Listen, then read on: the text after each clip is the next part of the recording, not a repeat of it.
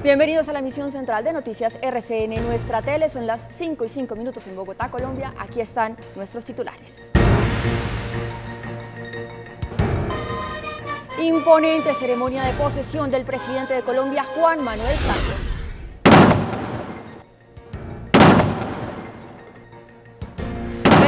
Cañonazos disparados desde el puente de Boyacá a 80 millas de la Casa de Nariño acompañaron la imposición de la banda presidencial a Santos para su segundo mandato. Voy a emplear todas mis energías en cumplir con ese mandato de paz. La paz fue el mensaje central del discurso del presidente colombiano. Y sí se debe. La paz en Colombia es posible. Altos funcionarios de El Salvador y Sri Lanka hablaron de su experiencia después de años de conflicto. En noviembre, los residentes de Washington podrán decidir si quieren legalizar o no el consumo recreativo de la marihuana. Decretan estado de emergencia en Liberia por epidemia del ébola. La cifra de muertos en esa nación llega a 280. Ya son 932 en toda África. A 7 horas de vencerse la tregua en Gaza, Egipto avanza en mediación para extender el cese el fuego en la zona. Rusia le extendió por 3 años asilo al espía estadounidense Edward Snowden. El primer ministro de Haití, invitado a la posesión del presidente Juan Manuel Santos, exhortó a los inversionistas colombianos para que aporten a la reconstrucción definitiva de su país. En ceremonia privada, el colombiano James Rodríguez recibió el botín de oro de la FIFA Brasil 2014.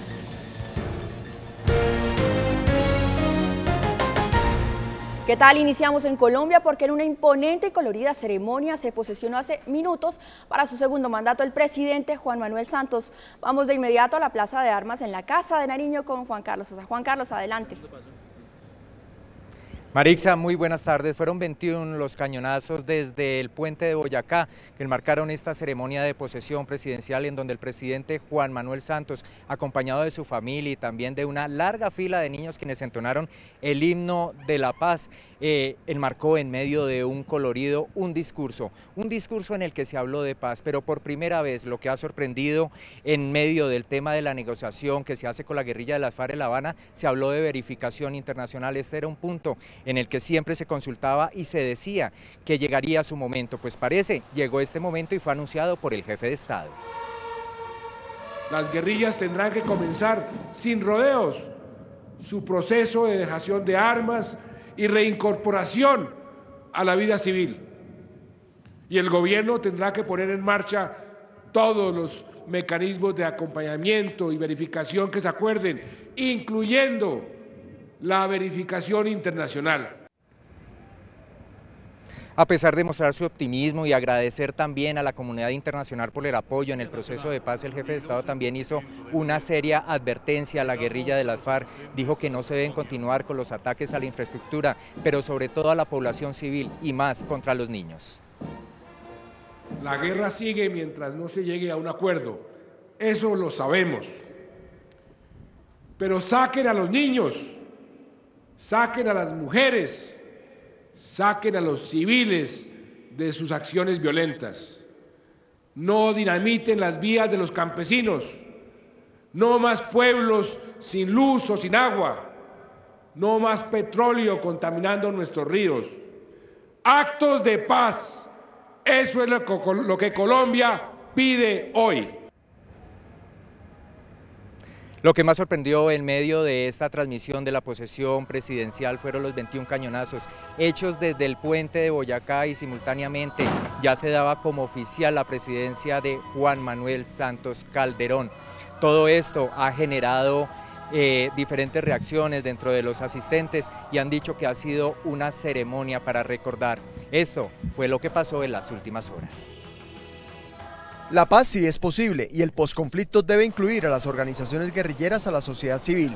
Con esta frase el vicepresidente de El Salvador, quien fuera comandante del Frente Farabundo Martí, le envió un mensaje a los negociadores de la FARC. Sí se puede y sí se debe. Nosotros queremos que Colombia consolide la paz, una paz duradera, una paz que le dé la posibilidad también a Colombia a seguir creciendo en todo sentido y posicionándose como un país con mayor influencia en el contexto de América Latina y del mundo. Tras asistir a la posesión del segundo mandato de Juan Manuel Santos, el vicepresidente salvadoreño le dijo a la FARC que no le tengan miedo a la paz y cuanto antes firmen un tratado con el gobierno. Donde hay que trabajar mucho más, porque cerrar esas brechas de incertidumbre para darle seguridad, sobre todo en los periodos de la inserción o la reinserción. Por su parte, el embajador de Sri Lanka, quien también estuvo presente en la posesión, aseguró que la paz trae progreso, desarrollo y calidad de vida a los habitantes. Se hicieron unas elecciones abiertas y decidieron que la guerrilla debía participar. Y hubo una entrega de armas y se hizo una reforma para que pudieran participar dentro del gobierno. En Sri Lanka fueron 30 años de conflicto interno, mientras que en El Salvador, 22 años duró la confrontación con el Frente de Liberación Farabundo Martí.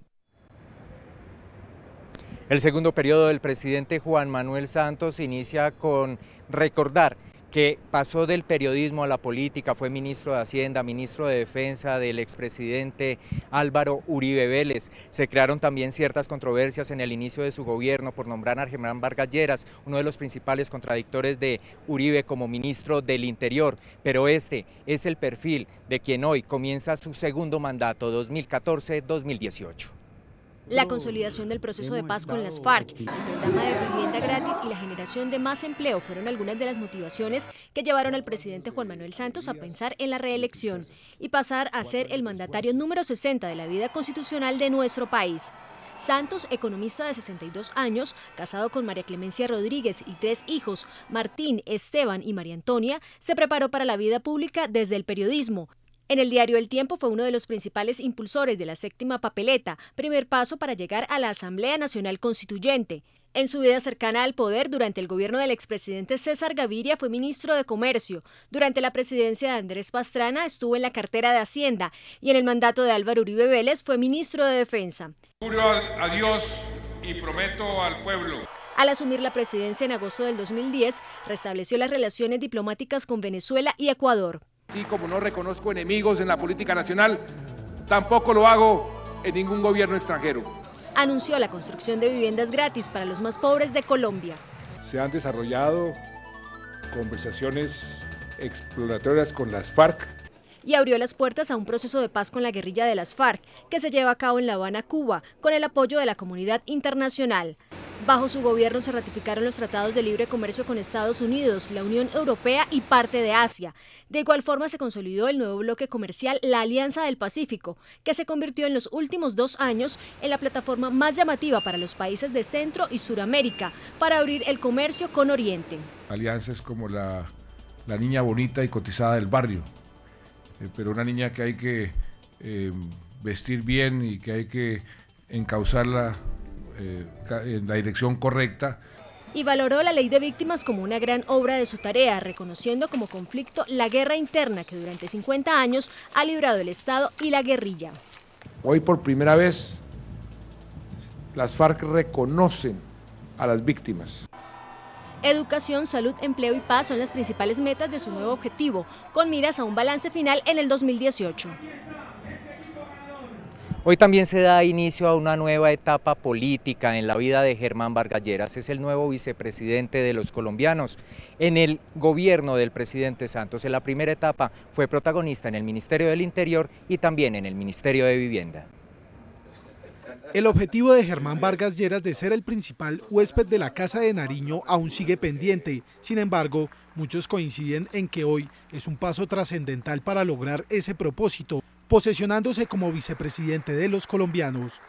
Su carrera política es una de las más exitosas en Colombia, nieto del expresidente Carlos Lleras Restrepo, exconcejal de Bogotá, 4 veces senador y 2 veces ministro, primero del Interior y luego de Vivienda. Por supuesto que se suprimieron unos artículos. ¿Por qué? En su paso por el Congreso fue un claro opositor del proceso de paz del expresidente Pastrana en el Caguán. Esto lo acreditó como uno de los líderes más influyentes de la política colombiana y sus críticas a la zona de despeje lo graduaron como enemigo de las FARC, por lo que fue víctima de 2 atentados atribuidos a esa guerrilla. El presidente de la República, Álvaro Uribe Vélez, acusó a las FARC de ser los responsables de los atentados. En diciembre de 2002, un libro bomba le amputó varios dedos de su mano izquierda y en octubre de 2005, con un carro bomba, intentaron asesinarlo. Cuando me dirigía para mi residencia, la carrera 9 con calle 71, nos sorprendió esta bomba. Su relación con el expresidente Uribe terminó cuando este quería un tercer mandato. Tras perder las elecciones presidenciales de 2010 con un honroso tercer lugar, Vargas Lleras se convirtió en la principal figura del gabinete del presidente Santos al ser nombrado ministro del Interior y de Justicia. Allí, sus constantes peleas con el vicepresidente Angelino Garzón evidenciaban sus convicciones políticas. No hablando de todo, de lo divino y lo humano. 2 años después, Santos le asignó una de las tareas más importantes en su gobierno, la de sacar adelante 100.000 viviendas para los más pobres. Le he solicitado al doctor Germán Vargas, hoy ministro del Interior, que asuma el Ministerio de Vivienda, Ciudad y Territorio. Su principal temor, el de volar, lo llevó a una de sus experiencias más amargas, un susto en un helicóptero en noviembre de 2012 en Sandona, Nariño. ¡No puede arrancar, no puede arrancar! Muchos de los protagonistas de la política colombiana ven al nuevo vicepresidente como uno de los presidenciables de los próximos años. Aquí está este equipo. Para mañana, lo que será su primer acto de gobierno, el presidente Juan Manuel Santos viajará al departamento de La Guajira, se reunirá con las comunidades que han sido afectadas por esta larga sequía y entregará recursos por parte del gobierno nacional. Información que se genera en el centro de la capital. Continúen ustedes con más noticias. Buenas tardes. Buenas tardes, Juan Carlos, muchas gracias. También quedamos pendientes del nombramiento de todo el gabinete, que será el próximo lunes. Y cambiamos de tema porque Washington le dirá sí o no al uso recreativo de la marihuana en un referendo que se realizará el 4 de noviembre. Marta Ávila tiene todos los detalles. Marta, adelante. Buenas tardes. Este referendo se realizaría el próximo 4 de noviembre, el mismo día en que los ciudadanos elegirán el Congreso. Según las encuestas, la mayoría de los habitantes apoyaría la legalización de la marihuana. El referendo pretende legalizar en la capital de Estados Unidos el cultivo y consumo recreativo de la marihuana, pero prohíbe su comercialización. Se han dado cuenta de que esto es una bola de nieve que no se va a poder frenar, que la legalización de la marihuana que se está dando a nivel estatal llegó para quedarse en Estados Unidos. Si la iniciativa se aprueba, tendría graves implicaciones para la administración Obama. ¿Con qué cara Estados Unidos impulsa una prohibición, una guerra contra las drogas a nivel hemisférico cuando está permitiendo que los estados aquí en este país puedan legalizar la marihuana? Obligaría a replantear la lucha antidroga. Abre las puertas para un debate más profundo a nivel hemisférico sobre la sabiduría de continuar con una guerra contra las drogas que ha costado muchísimas vidas y muchísimo dinero en todo el continente. Aunque el referendo tiene sus detractores, te puede alterar los sentidos y no es algo natural, entonces por eso no estoy de acuerdo. No estoy de acuerdo porque si empezamos a legalizar la marihuana se crearía un efecto dominó y otras drogas podrían ser legalizadas. Las encuestas dicen que la mayoría de los ciudadanos está a favor de la legalización de la marihuana. Siento que va a disminuir mucho la violencia, el narcotráfico, seguramente bajaría el índice de criminalidad. Yo lo apoyo porque está probado clínicamente que no es más adictivo que el tabaco y además tiene unos buenos usos medicinales. En vez de que se utilice ilegalmente, es mejor que esté disponible legalmente. Si se aprueba este referendo, solo los mayores de 21 años podrán consumirla, cultivar hasta 3 matas en su casa y poseer hasta 2 onzas. Esto es de Washington, sigan ustedes en Bogotá con más información. Muy buenas tardes. Marta, muchas gracias, muy buenas tardes. Hay preocupación mundial por la expansión del ébola. Ya son más de 930 los muertos en África Occidental. El gobierno de Liberia decretó el estado de emergencia, mientras que el sacerdote español infectado con el virus llegó a Madrid para recibir tratamiento médico. Bajo un fuerte esquema de seguridad, el religioso Miguel Pajares fue trasladado desde Liberia hasta la capital española en un avión ambulancia. Al sacerdote de 75 años lo recibió un grupo de médicos especialistas que lo llevaron al Hospital Carlos III de la capital española en una camilla hermética para evitar la propagación del virus. El personal del centro médico aseguró que el religioso se encuentra en total aislamiento, que no es un riesgo para la población y que su estado de salud es estable. Junto al sacerdote llegó la religiosa Juliana Boy, quien no está infectada con el virus, pero igualmente fue sometida a chequeos médicos. Entre tanto, la situación en África Occidental cada vez es más crítica. Los recursos para atender a las más de 1.700 personas infectadas con el mortal virus escasean. El gobierno de Liberia declaró el estado de emergencia por 90 días para hacer frente a la epidemia, que ya ha matado a más de 280 personas en ese país. La Organización Mundial de la Salud se reúne por segundo día consecutivo en Ginebra para buscar alternativas que eviten la propagación del virus, que ha provocado la muerte de 932 personas. En menos de 6 horas vencerá la tregua pactada entre Israel y Hamas. El gobierno de Egipto busca con su mediación extender por más tiempo el alto el fuego.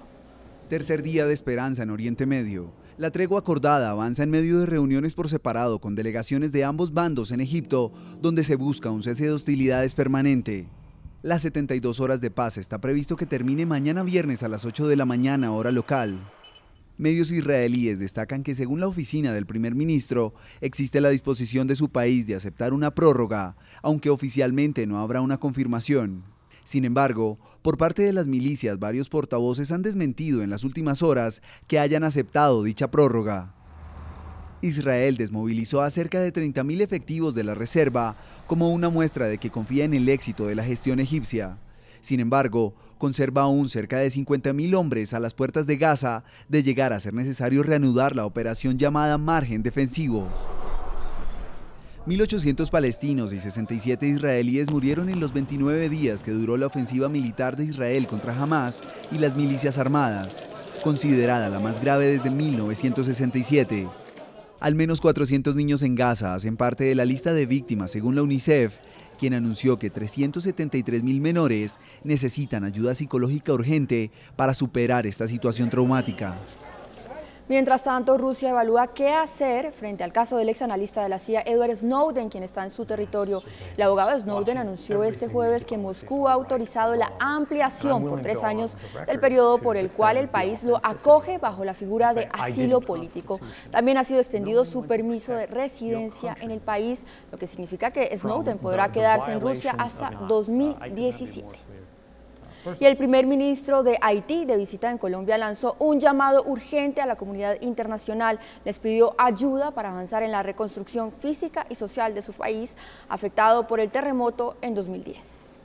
Haití sigue su proceso de recuperación y el apoyo de la comunidad internacional ha sido fundamental para acabar con la pobreza extrema y de alguna manera recuperar ese país. La reconstrucción ha empezado, estamos haciendo 4 aeropuertos nuevos, estamos haciendo 700 kilómetros de carretera, muchas reformas en educación, en anticorrupción.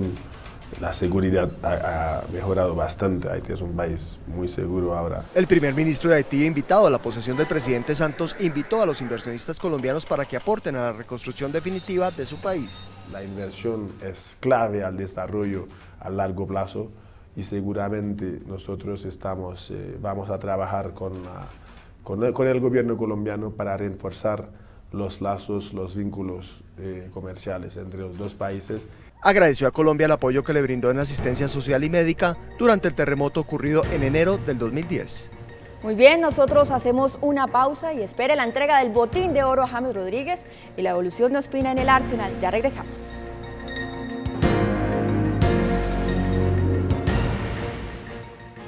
James Rodríguez se convirtió en el primer colombiano en lograr un botín de oro de la FIFA en un mundial y su nombre ya está en la historia junto a gigantes como Ronaldo. Pese a que el botín de oro es un premio que se entrega desde el Mundial de España en 1982, el italiano Paolo Rossi fue el primero en llevárselo, el reconocimiento al más efectivo de los jugadores inició en la primera Copa del Mundo. El argentino Guillermo Stabile, con 8 goles, fue el primer artillero mundial. En 1958, Suecia fue escenario de una proeza que hoy se mantiene. El francés Just Fontaine logró 13 tantos, cifra que ningún otro jugador consiguió en un mismo mundial. El alemán Gerd Müller en México 70 con sus 10 celebraciones se convirtió en goleador del certamen. 4 años después sería el goleador histórico de los mundiales. Estados Unidos 94 tendría una curiosidad. 2 goleadores, el búlgaro Hristo Stoichkov, que llegó a 6 tantos en 7 partidos. Los mismos goles del ruso Oleg Salenko, que solo actuó en 3 encuentros. Hoy James Rodríguez recibió el mismo premio que en sus vitrinas tienen cracks como Davor Zucker y Ronaldo. Los últimos 2 ganadores fueron Miroslav Klose y Thomas Müller, ambos con 5 goles. James, por sus 6, entró en la historia grande. Muy bien por James. Hoy también es noticia otro hombre de la selección, David Ospina, el ángel del arco, fue presentado ante los hinchas del Arsenal de Inglaterra. David Ospina fue recibido con una fuerte ovación por los hinchas del Arsenal que se encontraban en el Estadio Emiratos para su presentación oficial. El arquero colombiano se mostró muy emocionado de tener un primer contacto con los fieles hinchas del equipo londinense. poder vestir los colores del Arsenal. Esperamos aprovechar esta linda oportunidad. El guardameta colombiano todavía no ha podido entrenar y debutar con su nuevo equipo debido a una lesión muscular de la cual se está recuperando satisfactoriamente. Mucho mejor, una elongación en el cuádriceps. Hoy pasamos ya los exámenes y todo sale bien. Yo creo que ya estaríamos entrenando mañana o más tardar el lunes. Ospina cree que su debut no se realizará este fin de semana en el partido de la Community Shield entre el Arsenal y el Manchester City. No creo, vamos a esperar que salen los exámenes hoy y ya tomarán la decisión el cuerpo médico con los profes. Una vez recuperado, el arquero colombiano deberá luchar por la titular, que en estos momentos ostenta el polaco Wojciech Szczesny. Hay una competencia sana, es una muy buena persona, está igual Emiliano Martínez, que también es un gran arquero. Desde su llegada al equipo londinense, David Ospina se ha sentido acogido por sus compañeros y su entrenador Arsene Wenger. Es un gran técnico, un técnico con mucha experiencia, entonces ahora queda poner parte de nosotros dentro del terreno de juego, esa confianza que nos ha brindado. El equipo Arsenal comenzará su campaña en la Liga Premier Inglesa en casa el sábado 16 de este mes frente al Crystal Palace, partido en el cual se podría dar el esperado debut de David Ospina. Hasta aquí nuestra emisión central de Noticias RCN por nuestra tele. Los dejamos con el más reciente video de la cantante mexicana Gloria Trevi, Habla Bla Bla. El tema relata el final de una tormentosa relación de pareja. En los próximos días la cantante lanzará una versión de este sencillo en inglés. Feliz noche para todos.